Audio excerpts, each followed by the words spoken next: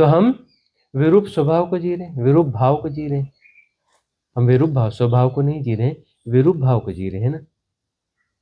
हर चीज पर रिएक्ट कर देते हैं, उस चीज पर भी रिएक्ट कर रहे हैं जो ट्रामा हुआ था, है नहीं, हुआ था, इस शरीर के साथ नहीं हुआ था, किसी और शरीर के साथ हुआ था, वह शरीर चला गया, मिट्टी हो गया, पंच तत्वों में विलीन हो गया। वह शरीर नहीं ढो रहे हैं लेकिन ट्रामा ढो रहे हैं।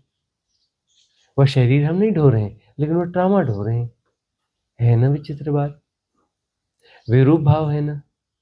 हियर एंड नाउ जो है उसको नहीं भोग रहे हैं, जो कभी था और किसी और शरीर के साथ था, जिसके साथ हम असंबद्ध हैं अभी, हियर एंड नाउ उसके साथ हमारा कोई संबंध नहीं है, उस ट्रामा को ढो रहे हैं, उस ट्रामा को हम ढो रहे हैं,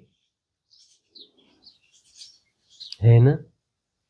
तो तटस्थता से यह बात पता चलेगी कि जो चीज है ही नहीं उसे हम भोग रहे हैं, हम भोग रहे हैं, भोगना हो रहा है। कल्पना में वह चित्र कहीं किसी तल पे प्रकट हो रहे हैं, मन के किसी तल पे, पता हो न पता हो, प्रकट हो रहे हैं, प्रचालित हो रहे हैं, और उसे भोगना हो रहा है, भोगा जा रहा है। जो नहीं है, देखते हो अपने भ्रम को। जो घटना बीत गई, कभी कभी बीत गई, है ही नहीं, उसका लेश मात्र भी नहीं, तुम उसे जी रहे हो जैसे अभी तुम भोग रहे हो।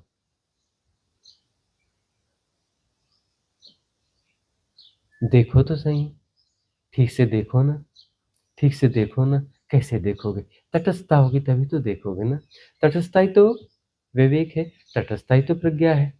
यथाभूत जानना तटस्थता से ही तो संभव है ना। यथाभूत जानना ही तो प्रज्ञा है ना, यथाभूत जानना ही तो प्रज्ञा है ना।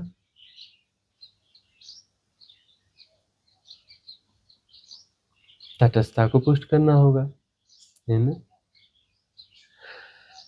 एक्सेल, टूट जाती है श्रृंखला, एक्सेल श्रृंखला को तोड़ना है। श्रृंखला को तोड़ने से हियर एंड नाउ हो जाते, हियर नाउ हो जाते हो तो जो भी भोग रहे थे वो भोगना बंद हो जाता है। रेखा को भोग रहे थे, श्रृंखला को भोग रहे थे, जो है ही नहीं उसे भोग रहे थे, वो भोगना बंद हो जाता है, भोगना बंद हो जाता है ना। उससे फिर तटस्थता पुष्ट होगी ना, है ना। तटस्थता को पुष्ट करना ही पड़ेगा। तो उन दुखों से, उन पीड़ाओं से, उन विकारों से मुक्ति हो जाएगी जिन्हें हम भोग रहे हैं और जो वस्तुतः नहीं है, जो वस्तुतः नहीं है लेकिन